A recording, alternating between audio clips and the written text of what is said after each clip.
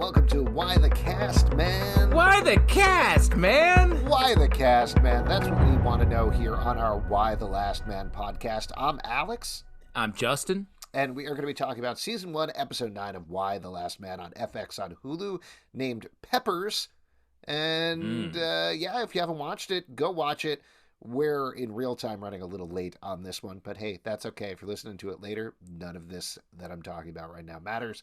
Regardless, go watch the episode because we're going to spoil it because tons of stuff goes down in this week's episode. Wild, wild things over with Yorick 355 and Allison. They're kind of figuring out how to live in this new community, maybe wrestling up some old romantic entanglements. What? Is that how you talk about romance? Yeah, you gotta get a lasso around it. Yeehaw, I say. Wow, real cowboy poetry over here. Tell you what, if I was in Why the Last Man world, I'd be first one to go and everybody would be like, thank you. Yeah. Giddy up, Cupid. It's time to rustle up some romantic entanglements. So that's going on with them. Also with the Amazons, they are going wild on I don't even know if it's community so much as a swap meet that is paying tribute to men. Yeah. There's a lot of friction between Nora and Roxanne this episode after they teamed up the last time that we saw them. So that's surprising and certainly something I think we can dig into a little bit. But the biggest stuff is Stay for Washington, where huge things go down this episode. Not only does Regina finally make her move and reveal to everybody that Yorick is alive and try to do a good old coup on Jennifer, but as that happens, Beth's group attacks, blows a hole in the Pentagon. The people outside, presumably, we don't really get to see them, but the people outside presumably break into the Pentagon, the people that have been waiting outside the fence. There's a lot of deaths, including Regina's. Ultimately, by the end of the episode, Kimber is with Christine. Yep. I don't know why I keep forgetting her name. Kimber is with Christine. Jennifer is with Beth. Beth knows that Yorick is alive. And not only that, everybody potentially seems to be convening on the same place, or at least heading towards the same place by the end of the episode. So lots of stuff going down here, but here's something I'd love to start with first. There's a lot of things going on in this episode, but at the very least, the Yorick portions were very funny. Yeah. Like, I know we've talked about the humor on the show a lot and how it works for Yorick or not, but I think this is the first episode where I really laughed out loud at a couple of lines, where that part of the show, at least, I think they've really developed the humor very nicely. Yeah, and I think it really worked in this episode because everything else is so intense, and it's all about him, especially in the Washington stuff. It's like, we have to get him. How did you keep this secret? Everyone is so wound up, and people are losing their lives. And then we cut back to York, and he's like, so, what do you think about this? And, like, he's in the eye of the storm.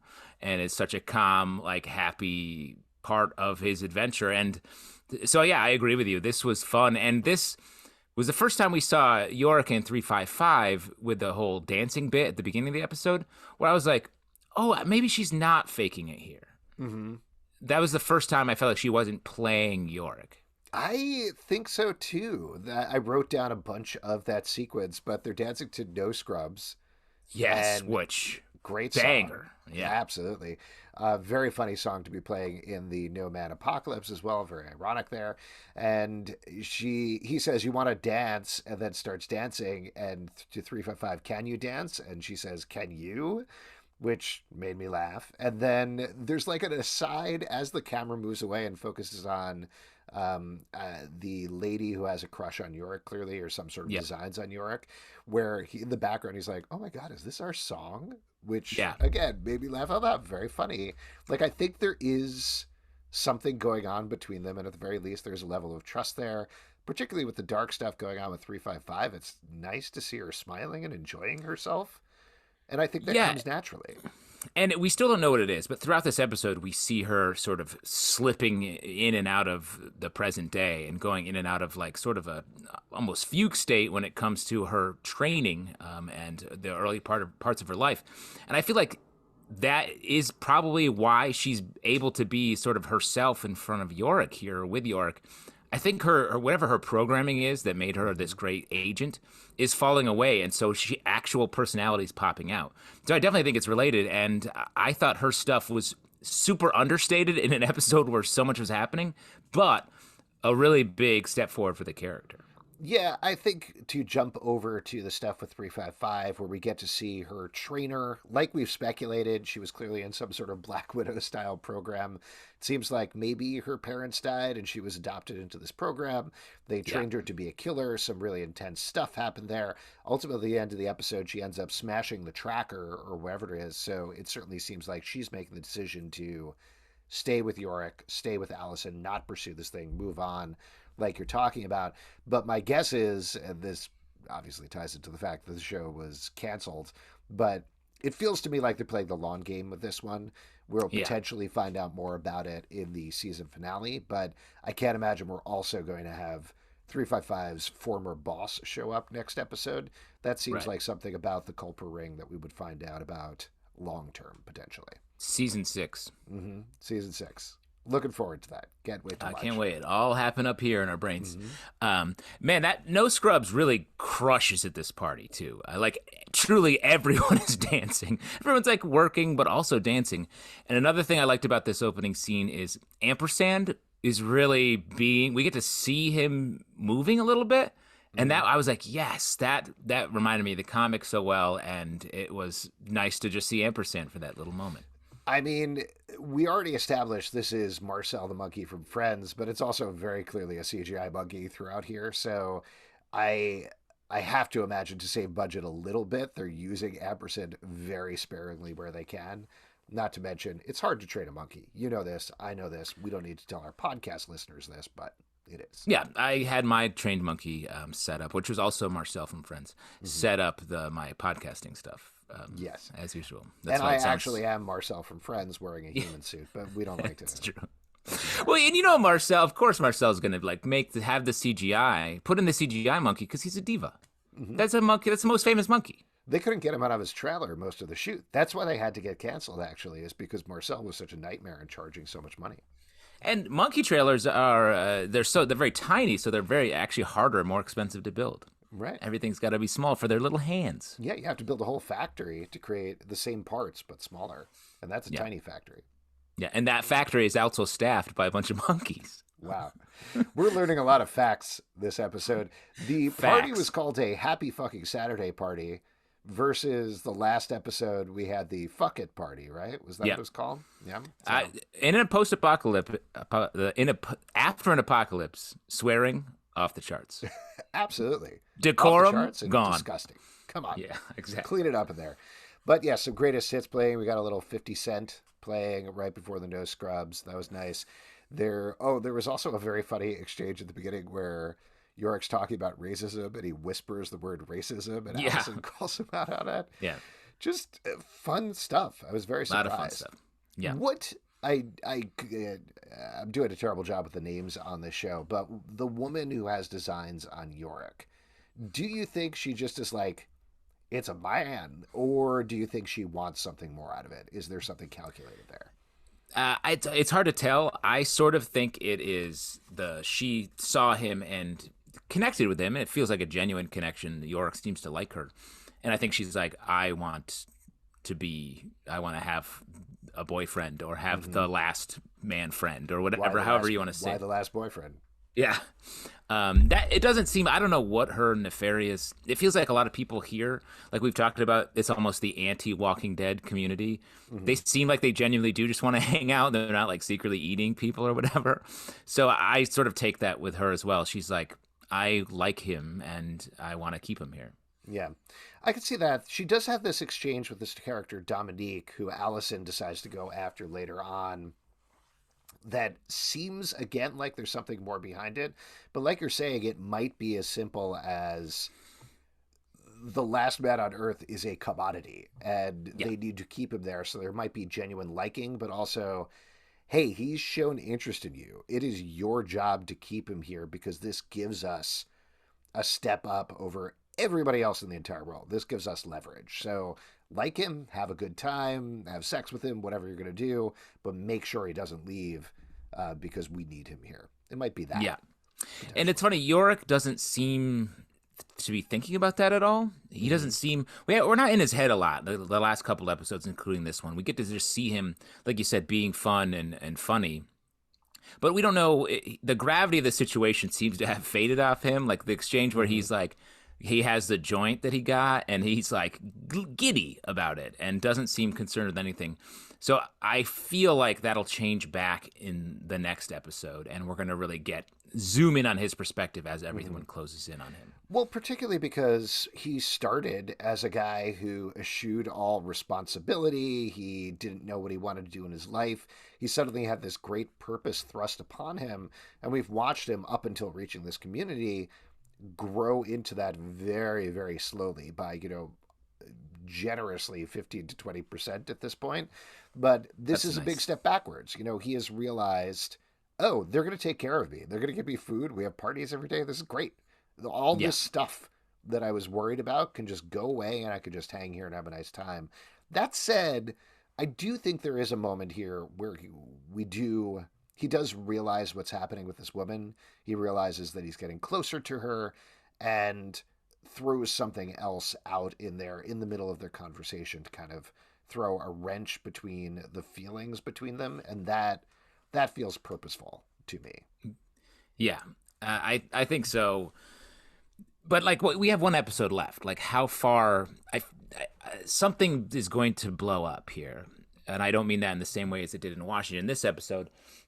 So either a big emotional move, or like the community will be shattered by what's happening, by them being there. And it also, just to get back to this moment, a couple of funny things that happened there. So she's lotioning his hands. She says, "Your hands are disgusting." He says, "Yeah, it's the apocalypse." Lotions up his hands a little bit. And the thing that he does to ruin it, this might also just be a legitimate concern because he doesn't know what kind of criminal she is necessarily. So he asks her about that, and she kind of explains what happened, the backstory of this community, that yes, they were all different kinds of criminals, but ultimately it was the guards who locked them in there when everything happened. They came out, they didn't kill anybody, they didn't take over the community. They weren't bad people. They were bad people at one point, potentially, but what they did to take over wasn't bad. So this might be not so much him backing away because of, say, his relationship with Beth, for example. It could be as simple as like, I don't want to hook up with a serial killer, Right. Well, I got bad news for everybody, really. Yes. Should we jump over to, who should we talk about first? Why don't we talk about Nora? Nora Hero. Yeah, Nora Hero. What did you think about this whole sequence? Because to me, it felt like a wild turn from the last episode just in terms of the dynamic. It was not what I was expecting. Well, I agree with you. I do think some time has passed here. It feels like, especially with this storyline, like it seems like things have progressed because Hero is like fully like a zealot of Roxanne and likes the power that she has. And Nora went from being like, I got this new job, I'm boosting up Roxanne and making her feel powerful, to Nora hates Roxanne again and is like, this is wrong and going very poorly. And also we learned that they ran out of food. They've been wandering. Like, I think enough time passed that I buy the personality changes here with Hero and Nora. I guess, yeah, maybe Hero and Nora, maybe it was Roxanne that threw me a little bit because she's just a loose cannon this entire episode, smashing things and not listening to Nora about anything and kind of doing what she wants. Granted, the rest of the Amazons are doing it too, which leads to that great line about what she says, something like, "Stay away from the fucking corn pops," or something like that. Yeah, Nora, don't touch the fucking corn pops. Yes, again, cursing, very foul language from all of these people. But it felt like a little bit much from Roxanne because we had this setup of her being this leader with Nora behind her, and that immediately falls apart. To me, it felt like we needed an episode between there. I guess they didn't necessarily have time, but it felt like we needed an episode between there of things developing, maybe Roxanne starting to show a little bit of that recklessness, but getting the power. But here it was just all in right from the beginning. I didn't mind it as much because I feel like this trajectory was there for me. Like, Nora gives her power, and she doesn't have to keep her secret necessarily anymore because Nora's doing that and is managing her.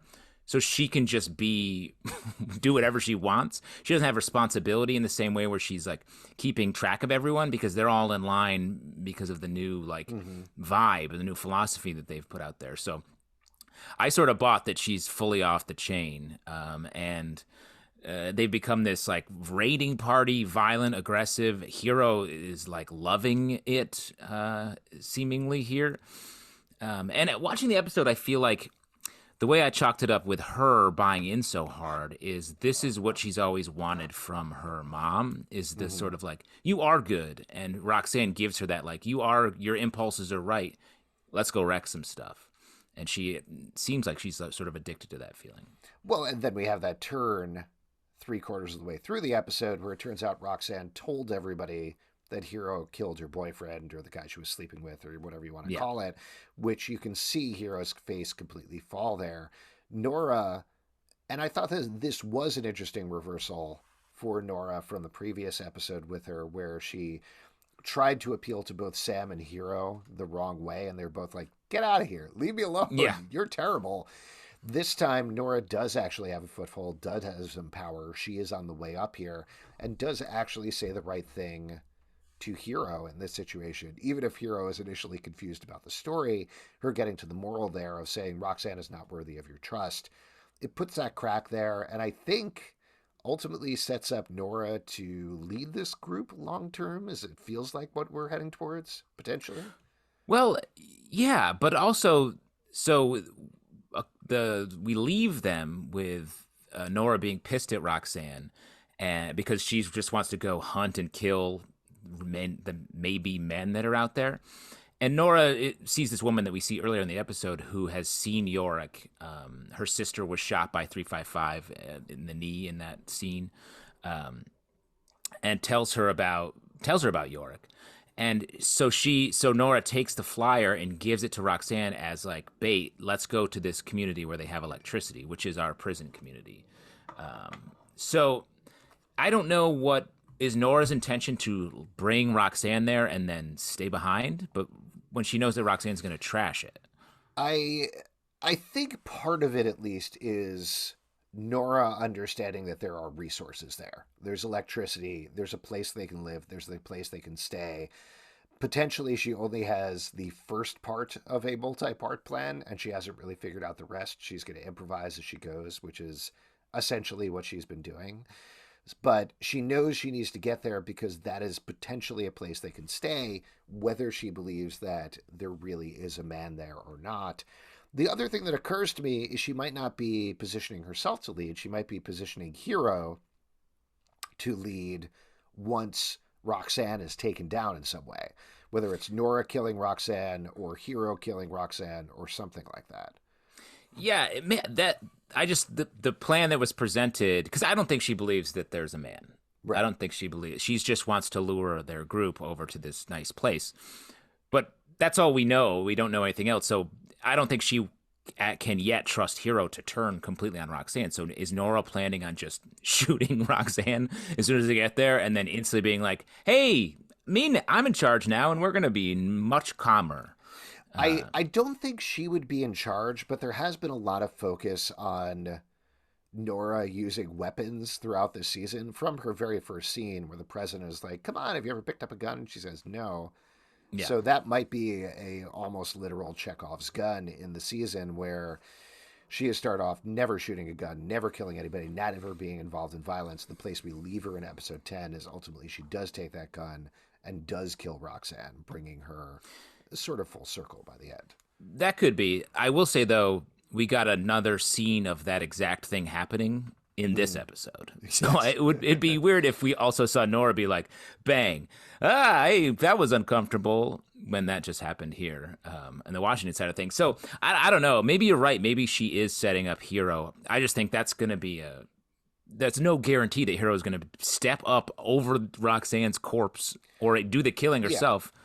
But is she going to be like, you killed your boyfriend, Roxanne has taken that role, now you have to kill her? It's like, it feels crazy to I could see in the chaos and now we're just getting into raw speculation here, which I guess we've been doing for a while, but Roxanne comes in, starts wrecking the town. In that chaos, Nora takes out Roxanne when she starts to go too far, and says, we have a gap. Hero, you need to step up. You need to be the leader of this group. You're the only one who can do it.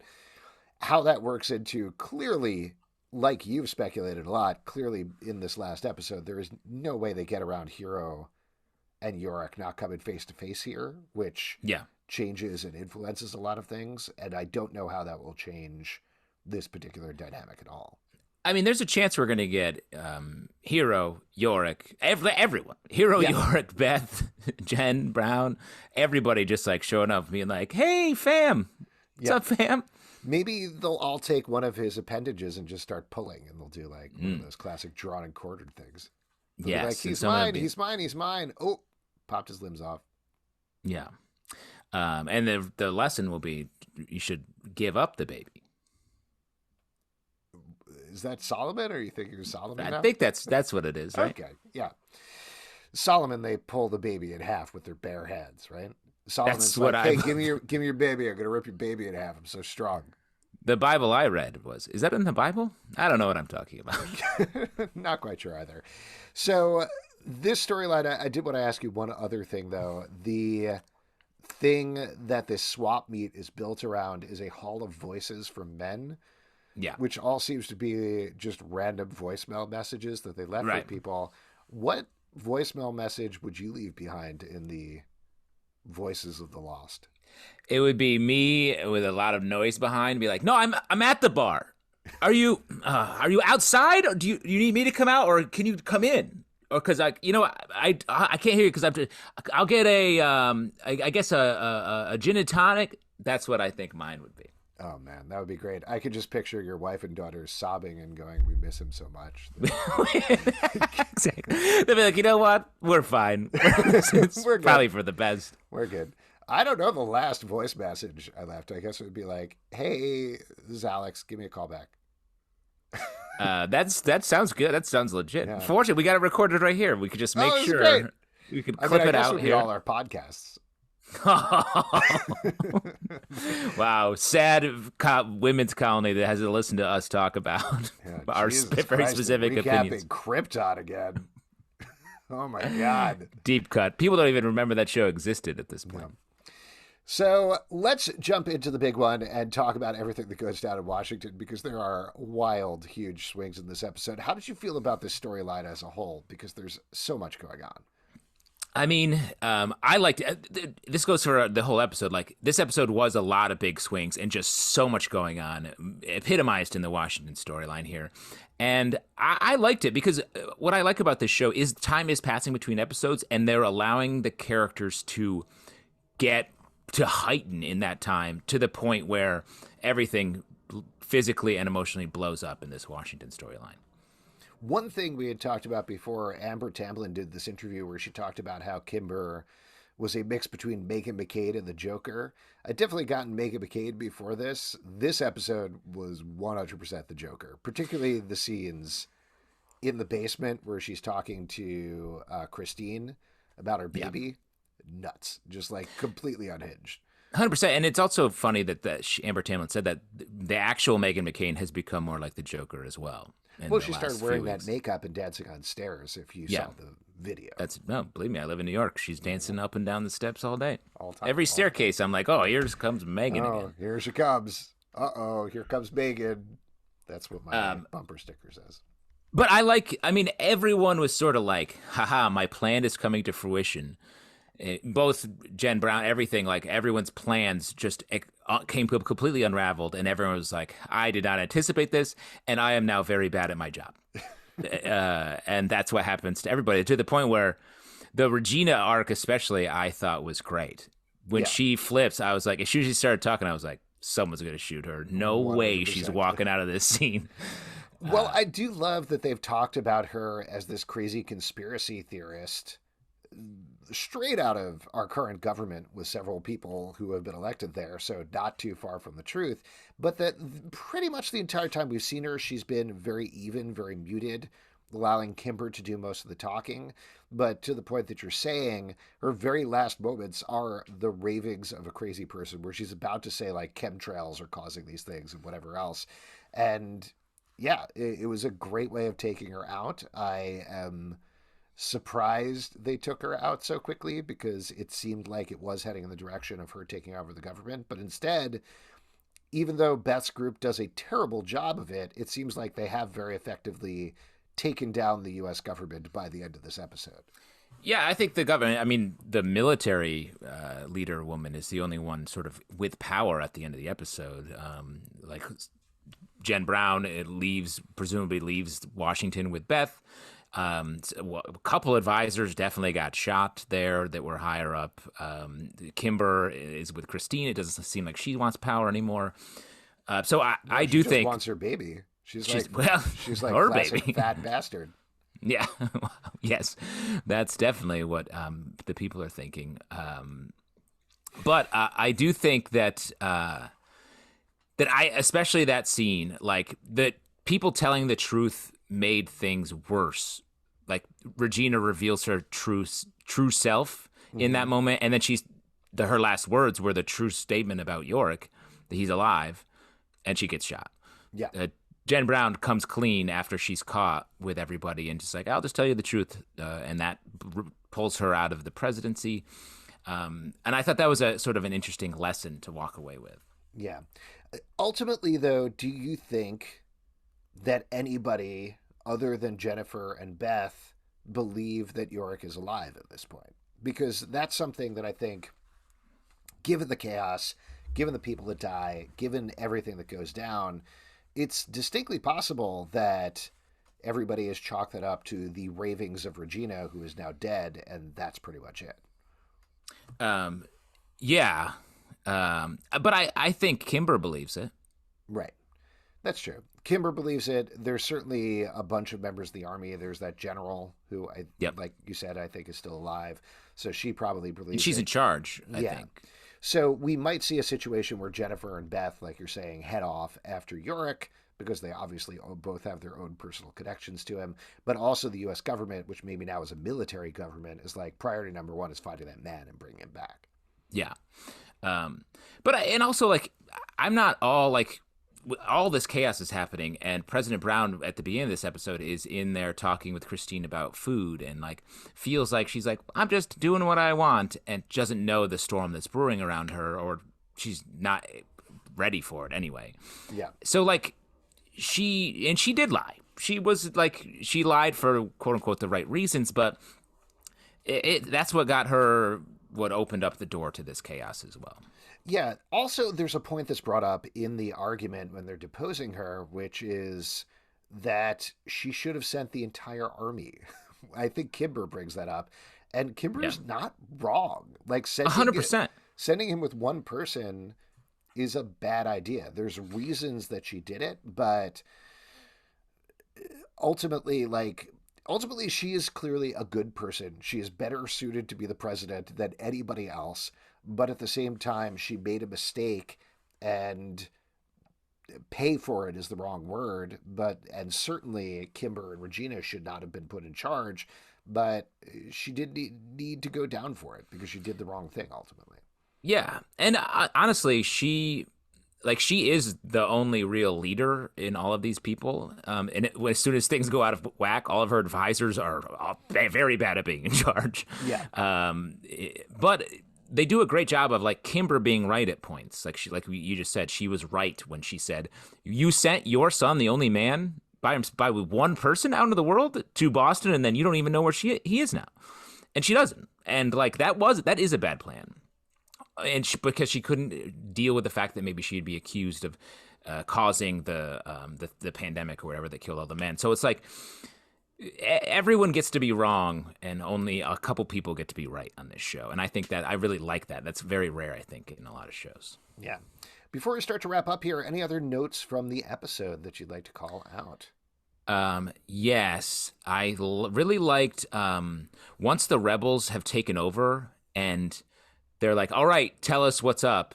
And no one says anything. And then President Brown is like, okay, come talk to me. Let everyone go. And then Regina's like, I'm in charge. And she's like, you don't even know anything about this job. What are you talking? You don't even know what being in charge is. I thought that was such a great, chaotic way to show the power chase is such a waste at this point. Like Regina wants power just because she wants power.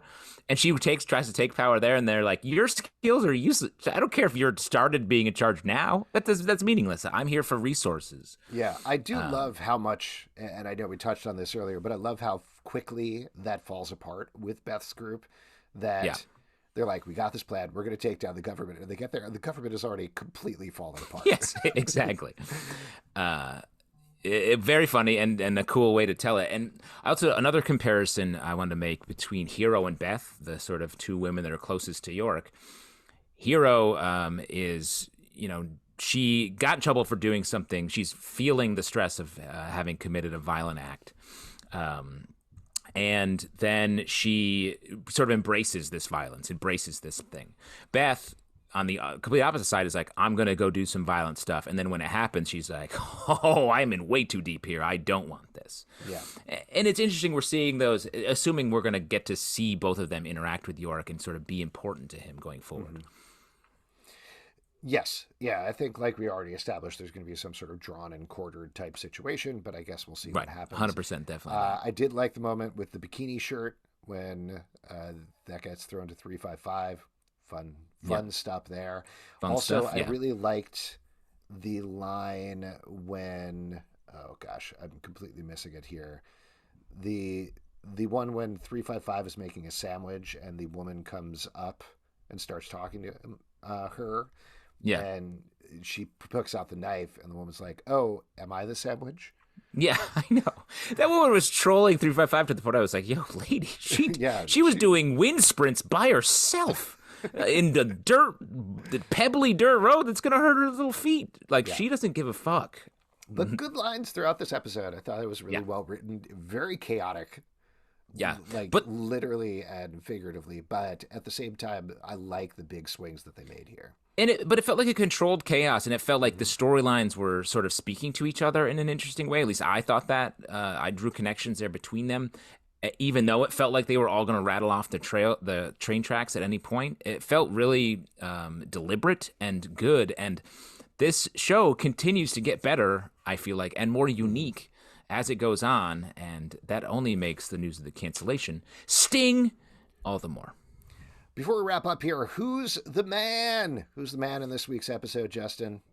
Who the man? There's a lot of power players here in this episode. The character I was most excited to watch as she went through the many, many changes of this episode was Kimber. And I think Kimber just, as a character, is one of the more unique characters on TV, able to be both a truth teller and one of the more wildly unaged Joker-esque characters on TV. And that's hard to pull off. So shouts to Amber Tamblyn and Kimber. I'm going to throw it out to Nora. Now that we finally got her purpose on the show, I'm really digging what the actress is doing here. I think there were some good moves here. I like seeing her on an upswing instead of on a constant downswing over the course of the past 7-8 episodes or so. And it's good. I'm really curious to see what's going to happen with this Amazon storyline. It's been developing nicely in interesting ways. So should be fascinating to see how it all pans out in the last episode of the season and potentially the last episode of the show.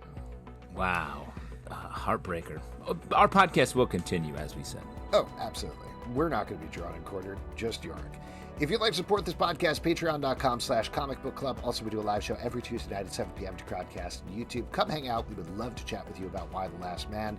iTunes, Android, Spotify, Stitcher, or the app of your choice to subscribe, listen, and follow the show at Comic Book Live on Twitter, comicbookclublive.com for this podcast and many more. Until next time, why the cast, man? Why the cast, man?